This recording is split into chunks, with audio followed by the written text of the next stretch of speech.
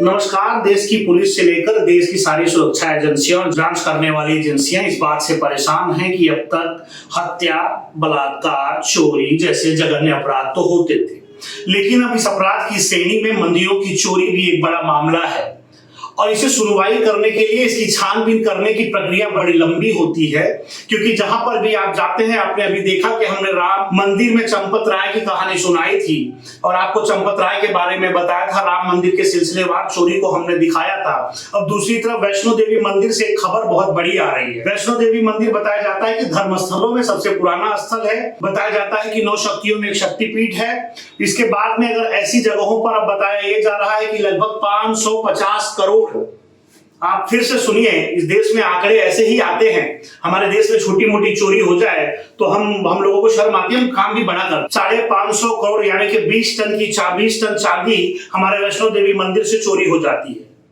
धर्म के ठेकेदार अब शांत बैठेंगे, वरना उन्हें छाती पीटनी चाहिए, उन्हें चिल्लाना चाहिए। अब कैमरे पर कोई नहीं बोलेगा। 550 करोड़ की चांदी 20 टन।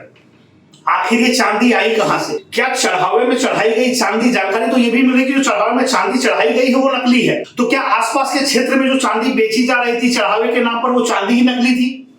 या हेरफेर करने वाले मंदिर के ट्रस्ट और ये कब से चल रहा था? क्योंकि एक के बाद एक आपने देखा कि राम मंदिर, आपने देखा कि मथुरा, आपने देखा कि वैष्णो देवी, लगातार ये जो सिलसिलेवार से चालू है। अरे भैया, इंसान को नहीं भगवान को तो बख्श दो। और इस देश की सरकार अब कहां गए? इनके बुलडोजर कहां हैं? कानून की प्रक्रिया कहां है? कोई बख्शा नहीं जाएगा। ये लाइनें कहां हैं? आइए, आपको दिखेगा कि सच क्या है। धर्म विशेष पर कार्रवाई कर लेना, उन पर एक्शन ले लेना बड़ा आसान होता है, लेकिन जब खुद के गिरेबान में आप झांकिए तो देखिए कि इस देश में क्या चल रहा है। हिंदू धर्म और सनातन धर्म किस तरह बदनाम हो रहा है। हमारे मंदिरों में ये पुराने वो मंदिर हैं जो सालों से चल रहे थे।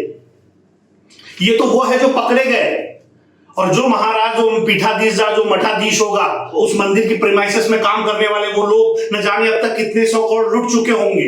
इसका जिम्मेदार कौन है? अब तक भारत सरकार के मंदिरों में आने वाले पैसे हैं जो मंदिरों में अब तक चढ़ाए गए, उसमें अब तक कितने पैसे लोग घर लेकर गए होंगे। इस तरह से अगर होता रहा तो चढ़ावे बंद हो जाएंगे। कुछ संस्थाएं जो काम कर रही चढ़ावों के पैसे से, लोगों को रोटियां मिलती हैं, कपड़े मिलते हैं, आश्रम मिलता है, एजुकेशन मिलता है, वो सब बंद हो जाएगा। एक ही आदमी होगा जो अमीर बना बैठा होगा। ध्यान दीजिए, ये आपकी नहीं, ये जनता की, ये भाव की, ये भक्ति की, ये आपके आस्था का चढ़ावा होता है। किसी के घर ले जाने का चढ़ावा नहीं, किसी की इमारत बनाने का चढ़ावा नहीं है। इन पैसों से बहुत सारे ऐसे काम होते हैं, तब हमारी ईश्वर की आस्था बढ़ती है, तब हमारा नाम होता है। नमस्कार।